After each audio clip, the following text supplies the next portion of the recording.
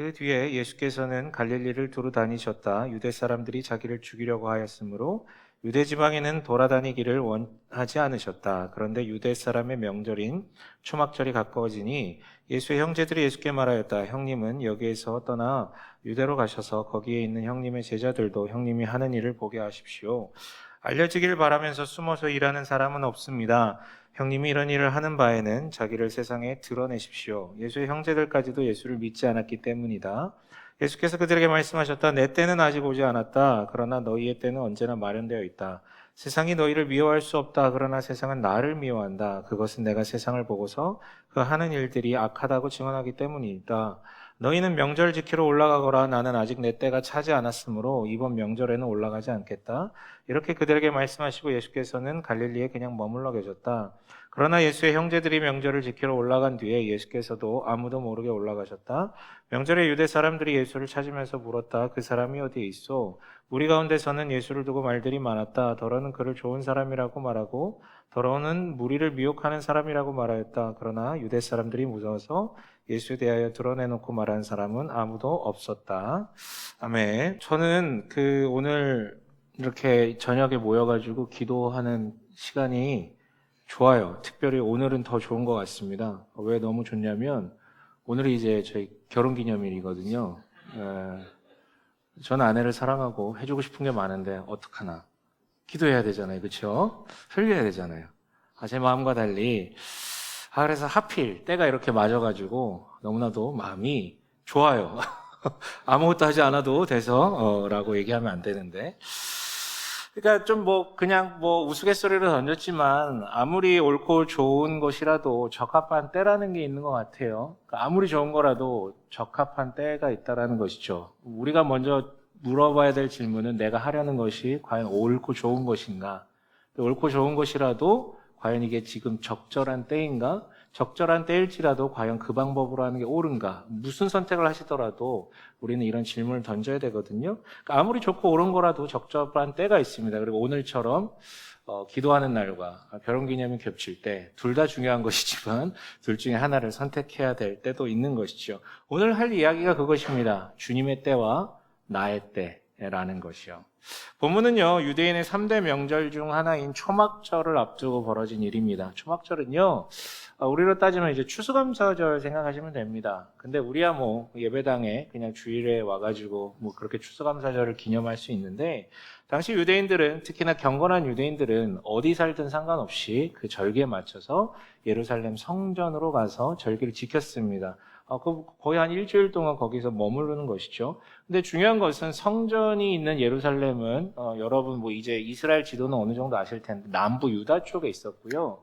예수님이 태어나시기보다 예수님이 자라시고 예수님이 주로 활동하신 곳은 이 북부 갈릴리 지방에 있습니다. 그래서 그때 우리처럼 차가 있는 것도 아니고 절기를 지키려면 차 갖고 당일치기로 갔다 올 수 있는 거리가 아닌 것이죠. 물론 그렇게까지 넓은 나라는 아니지만 미리 채비를 하고 준비를 하고 또 홀로 가면 위험하기 때문에 형제 자매나 혹은 이제 친척들과 함께 움직입니다. 그 어간이었던 것 같아요. 그러니까 형제들이 초막절을 지키기 위해서 갈 것인데 가만히 보니까 예수의 어떤 태도가 이번에 안 내려갈 것 같은 거예요. 그래서 이제 가서 묻는 것이죠. 이번에 같이 안 갑니까? 그런데 이제 그게 끝이 아닌 것 같아요. 본문 보셔서 알겠지만 강력하게 이번에 예루살렘에 내려가야만 한다라고 권고를 합니다. 왜 그렇습니까? 이유가 굉장히 좋습니다. 왜냐하면 이미 예수를 굉장히 흠모하고 따르는 예수의 대놓고 제자들 혹은 흠모하는 이제 물밑에 제자들이 되게 많았거든요.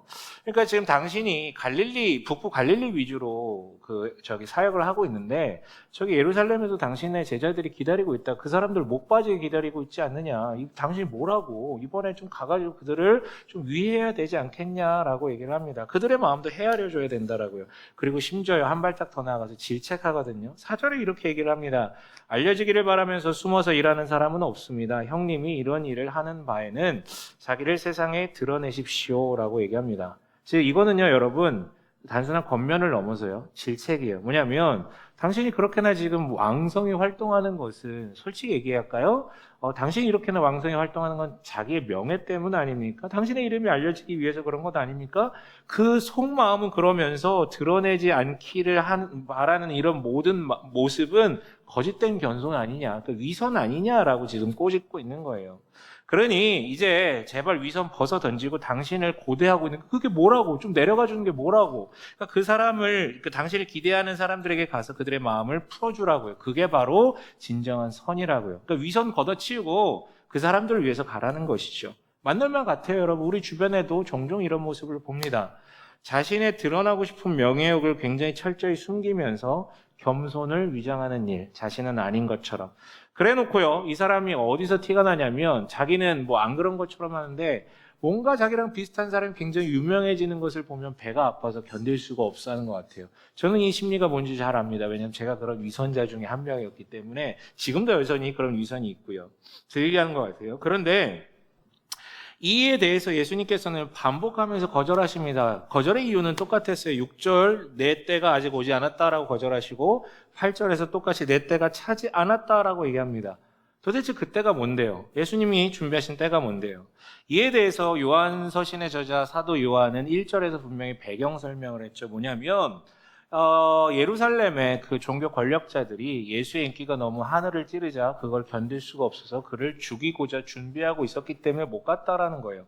그렇다면 지금 사도 요한은 예수께서 그 당시에 죽을까 봐 두려워서 지금 안 내려간다라고 하셨다라는 것입니까? 아니죠. 예수님은요, 여러분 처음부터 끝까지 자신의 운명을 알고 계셨습니다. 자기가 죽을 걸 알았어요. 그리고 자기가 죽어야만 하는 것도 알았다라고요. 죽는 게 문제가 아닙니다. 다만 지금 죽는 것은 하나님의 때에 부합하지 않기 때문이었다라는 것이죠. 그리고 성경은요, 여러분들이 이제 특히나 복음서 보시면 아시겠지만 그때에, 때가 이르러, 때가 참에라는 표현을 굉장히 자주 씁니다. 즉, 성경은 늘 하나님의 적합한 때가 있다라고 우리한테 시사하는 것이죠.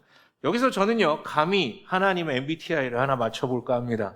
네, 말도 안 되는 표현이지만 하나님의 MBTI를 굳이 하나 꼽자면 J형이 아닐까라고 생각이 듭니다. 여러분, 목사님이 J여서 그렇게 생각하시는 거 아닙니까? 아니, 그렇게 생각하지 마시고요. 여러분, 물론 하나님은 계획에 임박이는 분이 아닙니다. 계획에 구속되는 분은 아닙니다. 하지만 여러분 잘 생각해 보세요. 하나님이 우리를 다스리신데 아무 계획 없이, 아무 플랜 없이, 아무 마스터 플랜 없이 그냥 될 대로 되라, 되는 대로 내가 하겠다라고 하시지는 않을 거 아닙니까? 그러니까 막 계획에 완전 속박되시는 건 아니지만 우리를 향한 계획을 가지고 천천히 시간, 역사의 흐름을 만들어 가고 계시다고요. 세상의 역사도 그렇고 우리의 역사도 그렇고요. 그리고 실제로 하나님이 어떻게 계획대로 움직이시는지 명료하게 우리한테 보이신 적이 있으셨어요. 여러분, 이전에 유대인들은 굉장히 지쳤었습니다. 뭐냐면요, 이스라엘이 멸망한 사건 여러분 다 아실 거예요. 그 뒤로 이스라엘은요, 자신의 주권자가 계속 바뀌었습니다. 바벨론한테 멸망했죠. 그 다음에 페르시아를 섬겼죠. 그 다음에 여러분 알렉산더 대왕 아시죠? 알렉산더 대왕의 헬라 제국에 의해서 계속 연달아서 통치를 받다가 지금 현재는 로마의 지배를 받고 있습니다. 즉 이스라엘 사람들은요 400년간 자기의 종됨의 생활을 하면서 너무 힘들었다고요. 근데 그들은요 소망이 있었어요. 왜냐하면 선지자들을 통해서 예언하신 메시아가 오신다면 우리를 구원할 거다라는 그 소망을 갖고 있었습니다. 그래서 간절히 기다리면서 기도했죠. 무려 400년간. 그런데 응답이 없습니다. 이에 낭망한 자들, 지금이 바로 그때 아닙니까? 지금 오셔야 되는 것 아닙니까? 라고 그토록 기도하면서 기다렸던 사람들 중에 하나 둘 떠나기 시작하는 것이죠. 왜냐하면 그때를 더 이상 기다릴 수가 없거든요. 기다리다 못해 하나님은 우리를 사랑하지 않는다거나 약속을 안 지키시는 자라며 심지어는 하나님은 없다라며 하나님을 꾸짖어버리고 하나 둘씩 사라졌습니다. 그러나 하나님은요 이런 수모를 당하심에도 불구하고 그들의 때에 맞춰 일하시지 않았습니다. 그리고 기다리셨죠. 그리고 갈라디아서 4장 4절에는 아주 유명한 구절이 하나 나타나는데요. 이거는 함께 읽어봐도 좋을 것 같습니다. 함께 읽습니다. 때가 참에 하나님이 그 아들을 보내사 여자에게서 나게 하시고 율법 아래에 나게 하신 것은 때가 참에 그 아들을 보내셨다라고 합니다. 그 때가 언젠데요? 신학자들은요 이런 때라는 표현들을 굉장히 많이 취합한 다음에 도대체 예수께서 태어나신 때가 언제인지에 대해서 분석을 해봤습니다. 여러 가지 조건이 조금 굉장히 부합하는 조건들이 있는데요. 간단하게 소개하면 이런 것입니다.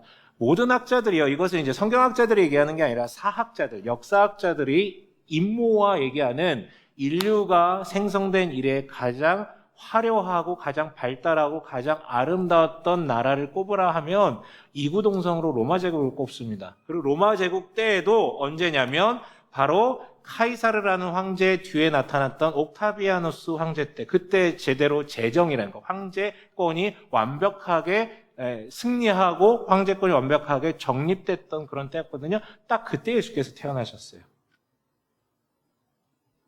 또한 그때는요, 인류의 문명이 축적되며 그리스로부터 시작된 그 철학이 완벽하게 꼽히던, 즉 인간 지성이 완벽하게 꼽히던 그런 때였었어요. 로마 제국의 비호 아래서요. 인간 지성에 대한 신뢰가 극에 달했던 때였죠.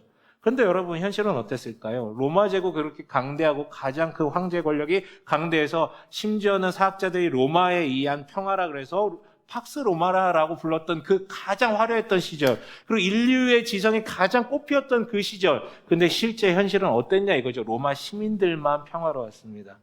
그들이 지배받던 많은 피지배민들은 굉장히 괴로웠죠. 그 중에서도 가장 괴로웠던 민족이 바로 이스라엘 민족이었고요. 그리고 여러분, 인류의 지성이 그토록 발달했다는데 이제는 미신적인 어떤 무속신앙을 다 벗어나고 우리의 지성으로 이 세상을 다 이해할 수 있다라는 그 철학이 완벽하게 드러났던 그때 그 사람들은 말만 할 뿐 어떤 세상도 변화시키지 못했습니다. 사람들은 괴로웠고 힘들었던 것이죠. 근데 역설적이게도요, 그렇게 로마가 강대했기 때문에 무슨 일이 발생했냐면, 여러분 들어보셨을 말이에요. 모든 길은 로마로 통한다라고 되어 있잖아요. 그러니까 로마 제국이 그 유럽을 포함한 이 중동까지를 다 지배하고 있으면서 사통발달 다 뚫려 있고 로마 군대가 곳곳에 파견되어 있었기 때문에 이동이 너무나도 자유로웠어요. 심지어 하나의 제국이 생기니까 언어도 다 통하죠. 각자 민족의 언어는 있지만 헬라어라는 공용어가 생겼던 거예요. 이게 왜 중요하냐면, 비록 로마는 압제했지만 이런 물리적 조건 때문에 복음이라는 게 이때 탄생했다면 그 길을 따라, 그 언어를 따라 전 세계로 퍼져나갈 수 있는 조건이 성립됐던 것이죠. 그때 로마는 동양에까지 연결되어 있었을 때니까요. 바로 여러분, 그러할 때 보내셨다는 것이죠. 인류 역사상 그렇게 모든 조건이 잘 부합했던 때는 그때밖에 없었거든요. 즉 하나님은요, 사람들이 열망할 때 일하셨던 것이 아니라 본인이 가장 적합하다고 판단될 때 일하셨었습니다. 그게 성경 모든 전반에 기록되어 있죠.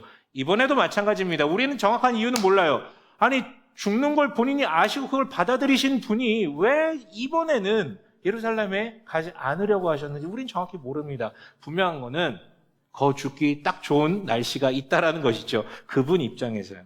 그렇다면요, 우리는요, 뭘 하면 됩니까? 나는 잘 모르지만, 그분의 적합한 때가 언제인지 잘 모르지만, 그냥 그거를 신뢰하고 기다리고 따라가면 됩니다. 그러나 여러분, 이게 우리가 참 어렵다라는 것이죠. 이번 주에 한 성도를 신방했거든요. 그분의 이제 회사까지 찾아가서 점심 식사를 같이 하고 차를 한 잔씩 했는데, 다행히 감사한 건 여러분 일하기 싫죠. 일하기 싫죠. 회사 별로 안 좋아지죠. 근데 그분은 자기 일을 그래도 좀 즐겨하고 의미도 발견하고 자기 회사에 대해서 되게 만족하면서 다니더라고요. 그리고 그 회사는 또 건강하게 성장하고 있어가지고 좀 다행인 것 같아요. 안정성도 있고요. 그런데 재미난 대화가 이어졌어요. 저는 그분의 과거를 알고 있거든요. 한동안 그 회사에 들어가기 전까지 한동안 취업이 안 돼가지고 되게 힘들어했던 시간이 있습니다. 다행히 성격이 되게 묻어난 사람이에요. 그래서 막 티가 나거나 감정적으로 요동하거나 막 죽겠다고 막 발버둥 치거나 그러지는 않았었어요. 그리고 자기의 취업을 위해서 기도해달라고조차 저한테 막 요청을 하거나 그러지 않았었습니다. 그러다가 어느 날 저는 그때 이제 양육을 하던 중이라 기도 제목을 매주 받고 있었거든요. 근데 이제 취업을 위해서 막 이렇게 요청을 하지 않았었는데 어느 날 갑자기 요청을 해요. 왜 그러냐면 자기가 너무 들어가고 싶었던 회사의 구인 광고가 뜬 거예요. 저긴 꼭 가고 싶다라는 것이죠. 그래서 잘 준비하고 기도 부탁을 하고 알겠다, 기도하겠다라고 했는데 정말 감사하게도 1차, 2차 해가지고 제가 알기로는 이제 최종 전까지 갔던 걸로 알고 있어요. 다들 기대했겠죠. 그 친구도 기대했을 거고요. 근데 어떻게 됐냐면 마지막에 탈락했어요. 그러니까 평소에 그 어떤 감정적 요동이나 막 얼굴이 드러나거나 그런 게 거의 없었던 친구인데 그때는 되게 힘들어하는 게 너무 티가 나더라고요. 너무 마음 아파하고요. 그러니까 그 친구는 그때 그 회사에 가길 굉장히 간절히 원했습니다. 그때 그 회사에 가는 게 하나님을 향한 간절한 바람이었고 그때 바로 자기는 들어가야만 한다라고도 생각하고 주장했을 거예요. 그런데 여러분 재밌는 게 뭔지 아십니까? 그 친구가 이런 이야기를 우리가 이제 좀 나누고 있었어요. 그리고 나서 그 다음에 간 회사가 지금 다니는 회사였거든요. 그때 너 그렇게 참 힘들었는데 지금 그 회사 가가지고 참 즐거워하는 게 난 참 보기 좋다. 우리 너무 감사하다. 이런 대화를 이제 하고 있었어. 근데 재미난 얘기를 그 친구가 하는 거예요. 근데 목사님, 제가 그때 진짜 가고 싶어 했다가 마지막에 떨어졌던 그 회사가 얼마 전에 폐업했어요. 라고 얘기를 하더라고요. 여러분, 어떻습니까? 그때 그는 정말 진심을 가지고 기도했을 거예요. 그리고 이때 이 자리에 가야만 한다라고 주장했겠죠. 그리고 그런 기도 부탁을 했을 거고요. 그런데 만약에 그가 원했던 그때 그 회사로 갔다면 그는 지금 오늘 절망하고 있을 것입니다. 왜냐하면 지금 그 회사가 망했기 때문에 절망하는 걸 넘어서 그 친구는 개발자 공부를 했던 친구거든요. 근데 여러분 아신지 모르는데 지금 모든 취업 시장 중에서 가장 지금 힘든 게 개발자입니다. 그러니까 취업을 할 수가 없는 시장이에요, 지금. 그러니까 지금 아마 너무 괴로웠을 거예요. 저도 재미난 얘기를 하죠. 전 그 친구한테 그 얘기를 해주진 않았는데 속으로 그런 얘기를 했어요. 그때 기도해달라고 그랬잖아요. 저는 기도하지 않았어요. 장난이고요. 기도하긴 했는데 그 회사를 들어가게 해달라고 기도하지는 않았습니다. 왜냐하면 그거는 제가 결정할 수 있는 문제가 아닙니다. 제가 종종 얘기하지만 우리의 중보기도는 그 친구가 그 사람이 원하는 걸 기도해 주는 것이 아니라 주님께 주권을, 그 사람이 바라는 그 영역에 대한 주권을 하나님께 의탁하는 것이 중보기도라고 말씀드렸죠. 주님께서 만약에 예비하신 길이라면 부디 저 마음과 저 실력을 잘 발휘하여 취업할 수 있게끔 도와주시고, 혹시 주님의 뜻이 다른 데 있다면 혹시 그래서 떨어지더라도 낙담하지 않고 이겨낼 수 있는 힘을 달라라고 기도했던 것이에요. 여러분, 우리가 왜 주님의 뜻을, 주님의 때를 온전히 따라가기 어렵냐면 우리는 하나님이 아니기 때문입니다. 우리는 알 수가 없어요. 뭐가 정말로 적합한 하나님의 때이고 방식인지에 대해서요. 그러니까 모르기 때문에 못 따른다는 것이죠. 그런데 그보다 더 큰 문제가 있습니다. 여러분, 오늘 예수의 형제들을 보십시오. 그들은 지금 예수님께 직접적으로 뭘 하고 있으면 뭐라고 얘기합니까? 예루살렘 가라고. 왜요? 왜요? 거기 당신을 기다리는 사람 얼굴들 좀 비춰주라고요. 당신 뭐라고 그렇게 애타게 기다리는데 그게 바로 선이다라고 얘기를 해주는 것이죠. 도리어 여러분, 더 나아가 질책을 하죠. 당신이 지금 가지 않는다면, 그거 당신 숨긴다면, 그거 당신의 명예욕을 감추고 있는 거짓 위선이다. 그냥 차라리 당당하게 드러내고 인정받고 사람들에게 위로를 주라라고 얘기를 하고 있는 것이죠. 즉, 가만히 들어보면 타당한 이야기를 하고 있는 것 같아요. 인간들 중에도 이런 사람 많으니까요. 그런데요, 우리는 알고 있습니다. 예수님은 전혀 그런 분이 아니었어요. 위선도 아니었고요. 욕망도 없어요. 자신이 알려지길 원하는 욕망. 그렇다면 우리는 반대로 물어봐야 됩니다. 지금이 바로 그때라고 강력하게 주장하는 이 형제들의 이 진심과 저희가 문제에 대해서 반문을 해봐야 된다는 거예요. 그들의 진위는 무엇입니까? 정말 예수를 고대하고 있는 예루살렘에 있는 예수의 제자들을 위하는 마음에서 이렇게 바로 이때다라고 주장하는 것일까요? 아니요, 여러분. 제자들도 나중에 그런 태도를 보이거든요. 제자들은요, 그 예수님의 12제자들은요, 원래 메시아를 강렬히 원했던 사람입니다. 왜냐하면 그 사람들은 처음에 뭐라고 얘기했냐면, 우리 유대 백성들이 너무나도 괴롭기 때문에 주님께서 반드시 지금 오셔야만 합니다라고 간절히 간구하며 기대하며 기다렸던 사람들입니다. 근데 여러분, 진짜 예수님의 인기가 하늘을 찌르게 되자 스물스물 기어나오죠. 뭐라고 얘기하기 시작하냐면, 유대 사람들을 위함이 아니라 우리를 당신의 왼쪽과 오른쪽에 앉혀주십시오라면서 서로 싸우기 시작해요. 그러니까 말로 처음에는 자기들도 믿었어요. 우리는 유대 백성들을 위해서 메시아가 필요하다라고. 근데 나중에 보니까 본색이 드러난 것이죠. 자기 이름이 알려지길 원했던 것이요. 똑같습니다. 여러분, 이 형제들도 마찬가지입니다. 이들은 이미 예수가 메시아임을 아직 믿지 않고 있었지만 예수의 추종하는 그 현상들을 다 보고 듣고 있었어요. 눈이 있고 귀가 있으니까요. 그래서 이번이 옳은 때라며 예수를 지책하며 내뱉은 그 강력했던 주장, 근데 그 이면에는 뭐가 있는 것입니까? 우리도 당신 덕 좀 한번 봅시다 라는 게 섞여져 있었던 것이죠. 그래서 지금 예수를 향해서 알려지기를 바라면서 숨어서 일하는 사람은 없습니다 라면서 예수를 지책했던 그들, 근데 진정으로 알려지기를 원했던 사람들은 누굽니까? 바로 그렇게 질책하고 있는 자신들이었던 것이죠. 정리하자면 여러분, 우리는요, 정말로 나에게 옳은 때가 언젠지를 분간할 수 있는 지혜도 없고요.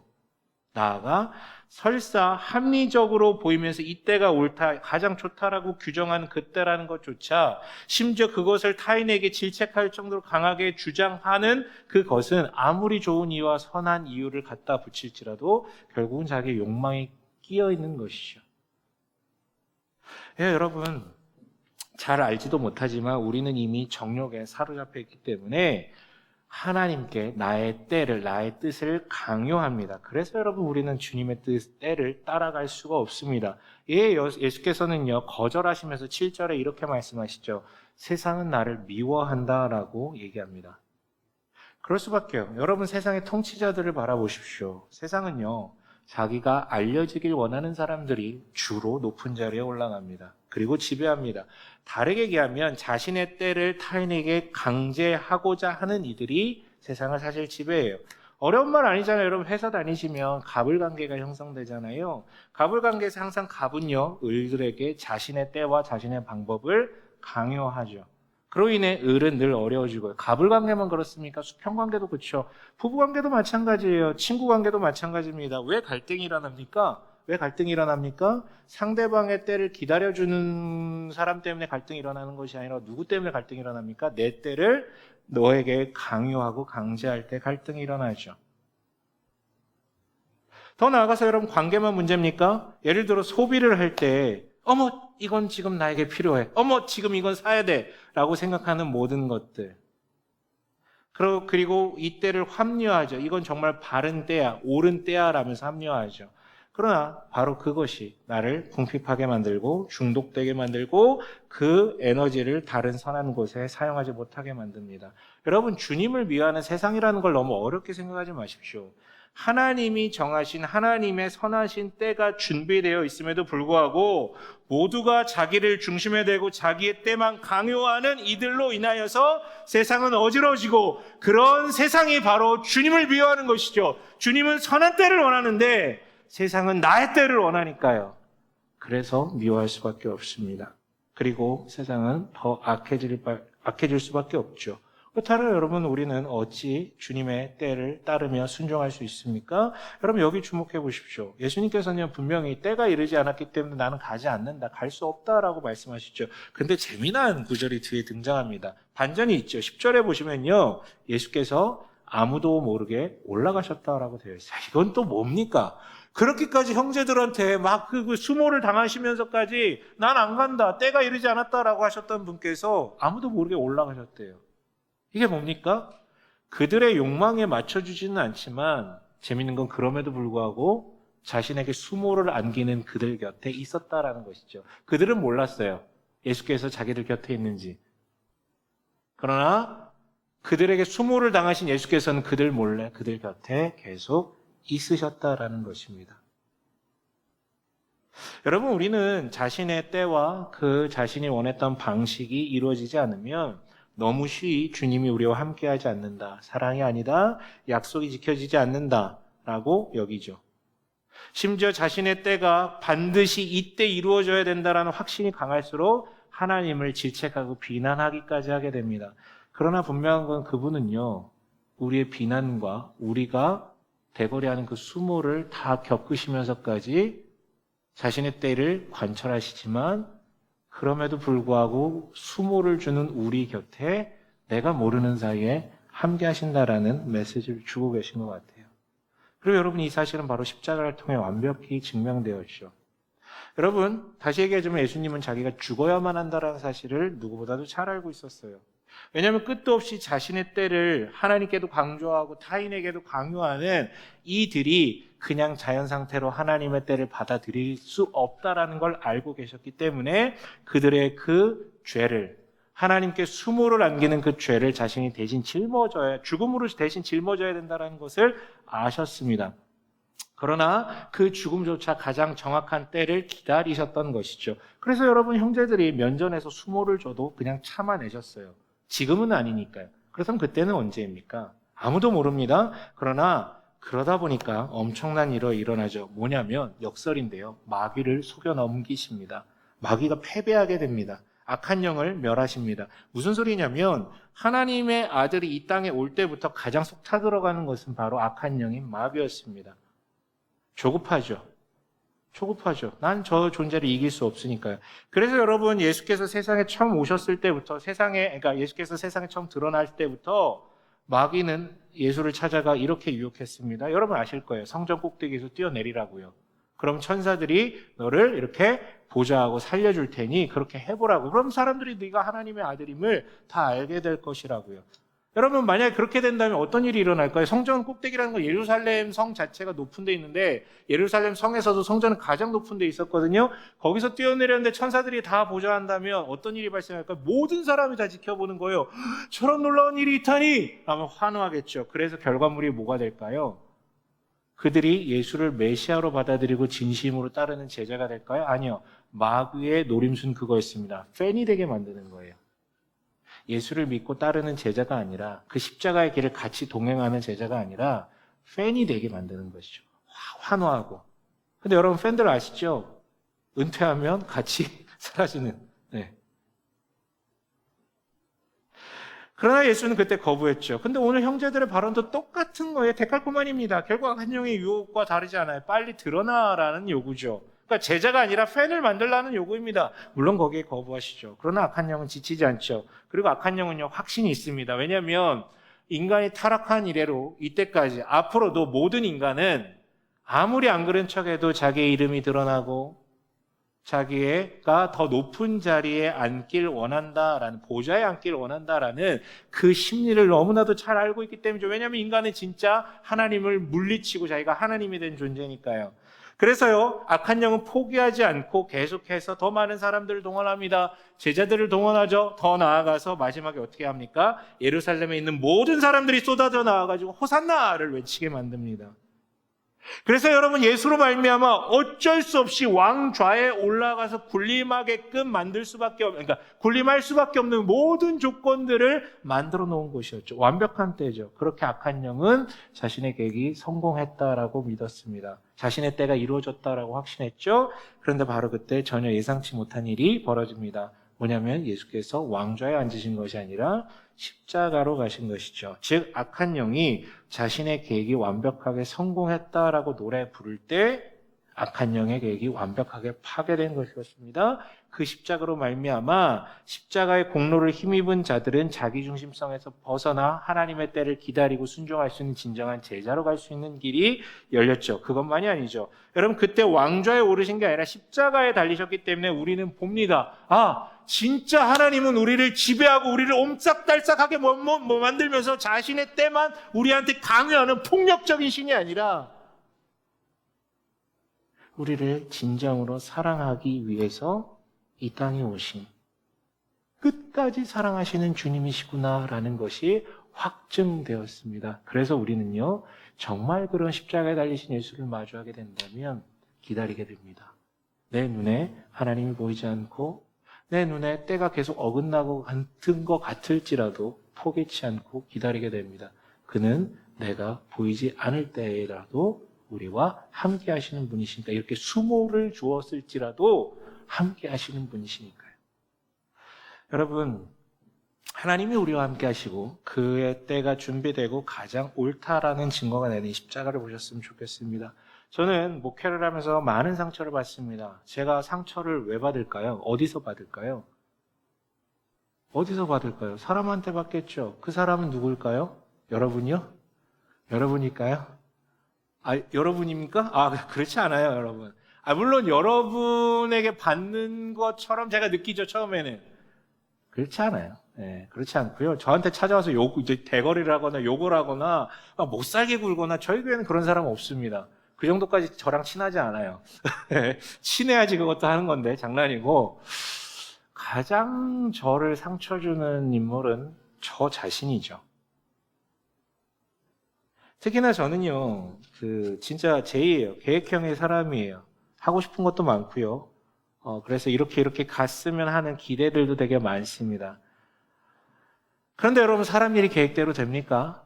특히나 목회라는 게 그게 계획대로 됩니까? 회사도 안 되고. 회사도 계획대로 안 되는데, 여기는 여러분, 제가 선택하신 분들이 아니잖아요. 제가 여러분 선택하지 않았습니다. 하나님이 보내주신 분들이죠. 제가 선택했다면 그래도 여러분을 선택했을 거예요. 지나갈게요. 아무튼, 네. 그래도 여러분들 이게 바로 위선입니다, 여러분. 네. 세상에 가장 훌륭한 사람들을 나보다 훌륭한 사람들을 선택했겠죠. 여러분이 훌륭하지 않다는 것은 아니지만 훨씬 훌륭한 사람들을 선택했겠죠. 자꾸 말을 할수록 꼬이는 것 같은데. 네. 알아서 들으세요. 그런 뜻이 아니라는 거 아시죠? 네. 계획대로 안 돼요. 그래서 계속 실망하죠. 그러니까 바로 내가 이때 이게 돼야 된다라는 그 생각이, 그 믿음이, 그 기대가 나에게 상처를 줍니다. 근데 주로 누굴 통해서? 이 사람을 통해. 이 사람이 이때쯤 되면 이거 해야 되지 않을까? 이때쯤 되면 이만큼 가야 되지 않을까? 이때쯤 되면 나와 이거 해야 되지 않을까? 이때쯤 되면 이만큼 있어야 되지 않을까? 그게 저를 상처 주는 것이죠. 실망하게 만들고 괜히 그 사람 미워. 그것은 그냥 하나님의 때대로 가고 있는데. 근데 여러분, 저만 그런가요? 계획형의 인간이 아닐지라도, 뭐 저만큼 뭔가 바라는 게 많지 않을지라도, 여러분, 우리 아무리 평범한 사람들도 주변을 둘러보게 되고 이 세상을 살다 보면 나도 모르게 때라는 게 생깁니다. 이때 이게 있어야 될 것 같은 것들이 있어요. 이때쯤이면 이게 돼야 될 것 같은 게 있어요. 뭐 여러 가지가 있겠죠. 뭐 학교나 직장이나 직급이나 연애나 결혼이나 자녀나 뭐 자동차나 뭐 집이나 뭐 금액이나 이런 어떤 물리적인 것들도 있을 것이고, 뭐 정서적인 것도 있을 거예요. 뭐 더 나아가서 여러분이 신앙적 열심이 있으면 신앙적으로 수준이 이 정도 되길 원한다라는 그런 것들도 있을 수 있을 거예요. 근데 내가 생각했던 그때 내가 이 정도 달성돼야 될 것 같이 바랐던 그 수준이 달성되지 않으면 스스로 상처를 받고 실망하고 스스로를 괴롭히죠. 그리고 거기에 그치는 것이 아니라 타인에게 막 강요하게 됩니다. 네, 내 때를 막 강요하게 되는 것이죠. 저는 유독 더 그런 사람이었을 뿐이고요. 여러분, 그래서 저를 가만히 돌아보면 내가 스스로 날 상처 줄 때 나를 돌아보면 이런 사람들이었던 것 같아요. 12절은 이렇게 얘기해요. 무리 가운데서는 예수를 두고 말들이 많았다라고요. 그러니까 예루살렘 몰래 가셨는데 예수인지 알아보고 사람들이 예수님 어떤 자이니 막 이렇게 말들만 많은 거예요. 그러니까 한마디로 뭐냐면 저는 그때 저는 예수를 두고 말만 많은 사람이었지 진정으로 그를 주인 삼지 못했다라는 것입니다. 그때조차 그 방법조차 하나님께 의지하고 따라갈 준비가 되지 않았던 것이죠. 상처가 가득할 때 저는 예수에 대해서 말만 많은 사람이었던 것 같습니다. 말씀을 마칠게요. 이런 제가 가장 사랑하는 구절 중에 하나가 있습니다. 때때로 한 번씩 되짚어 보는데요. 여러분 아실 것입니다. 잠언 16장 9절인데요. 함께 읽어볼까요? 사람이 마음으로 자기의 앞길을 계획하지만 그 발걸음을 인도하시는 분은 주님이시다. 여러분, 내가 바라는 때와 내가 바라는 방법으로 이루어지지 않는 것 같을 때, 그래서 당장 주님이 내 곁에 없는 것 같이 느껴질 때라도 그가 나와 함께 하시며 그분이 준비하신 선하신 때가 있다라는 것에 대해서 고백하셨으면 좋겠습니다. 고백하셨으면 좋겠어요. 그리고 오늘 현재 내가 마주하고 있는 과업이나 바람들을 살펴보십시오. 그것을 주님의 뜻에 따라 한번 분별해 보시고 나아가 여러분이 주도권을 가지고 이 때와 이 방법으로 이루어 주십시오가 아니라 주님께 이것을 온전히 맡겨드립니다. 그러나 주님께서 허하심이 있다면 부디 이렇게 인도해 주십시오라고 기도할 수 있는 우리가 되었으면 좋겠습니다. 나아가 그리 아니하실지라도 그때 아니하실지라도 내가 기꺼이 상처받지 않고 따르겠나이다 라고 순종하겠나이다 라고 하며 나아가는 우리 되시길 주님의 이름을 간절히 축원합니다.